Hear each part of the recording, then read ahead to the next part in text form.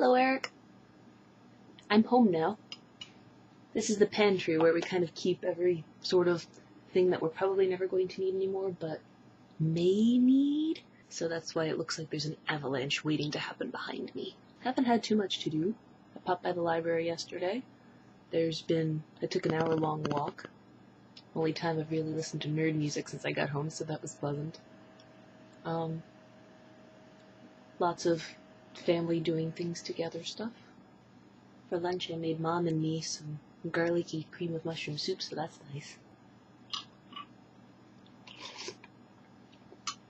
And I've already read one book so far. I just finished it half an hour ago. Called Looking for Alaska. It's actually by the guy, John Green. He's one of the people I watch on YouTube. Those vlog brothers that I had you watch. And this was the first novel he wrote.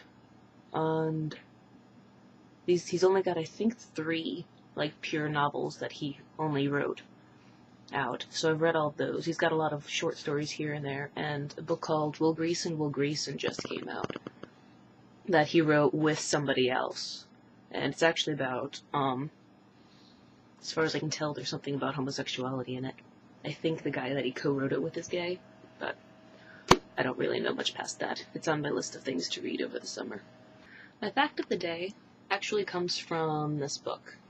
There were a ton of people's last words, which, is where the fact of the day came from. But I guess the historical fact involving Tiny Story comes straight from this, and I'm going to unabashedly read it straight from here. If I need some sort of citation, it's from page 174. Gosh, this is a horrible way to pronounce it. Rabea al-Adawiya, a great woman saint of Sufism, was seen running through the streets of her hometown, Basra, carrying a torch in one hand and a bucket of water in the other.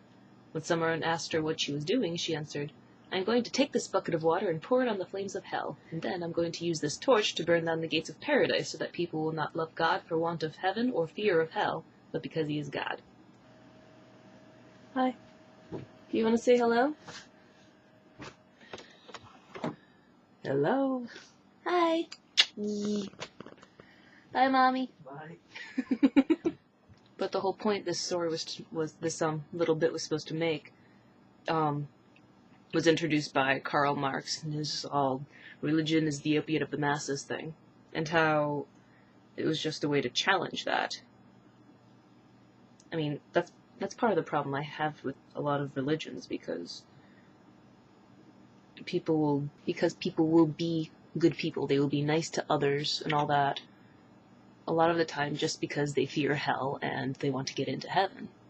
That's why I feel like atheism, or humanism in general, you do it because it's the right thing to do, because, the golden rule, do unto others as you would have them do unto you. It just seems like it's cheapened when people are doing it harshly to get into heaven.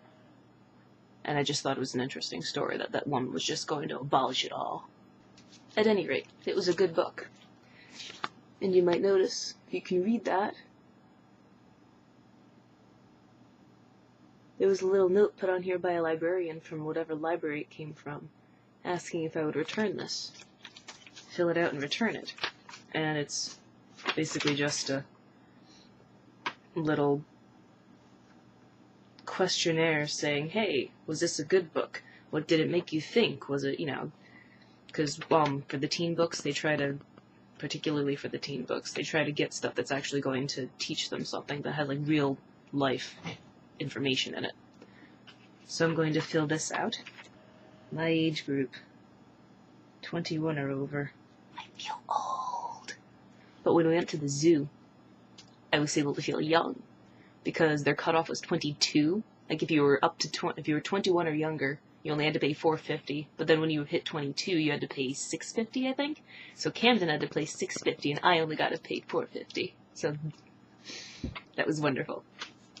Material used. Fiction book. Looking for Alaska. They don't want the author. I'll put it in anyway, because I like John Green. My handwriting is atrocious. On a scale of 1 to 5, 5 being the highest, and NA, meaning doesn't apply, except really it means not applicable, Rate your use of this material. This material has useful, up-to-date information.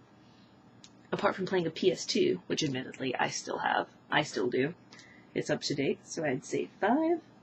Shows real-life situations. It certainly does. Ah! Bloop, bloop, bloop. Contains examples of healthier or safer ways to act. I think it more reflects how, it's written for teenagers, about teenagers, and it certainly involves teenagery things. Though it does mention having condoms. I think that's a healthy and safe way to act, right? Healthier and safer, as opposed to not doing it. I think that works. We'll give that a 5. Brings up ideas to talk about? Certainly. I'm going to have to get one of my ducklings to read this. That way I can't talk about it. What's going on? She's doing her thing. So. It's okay. Oh.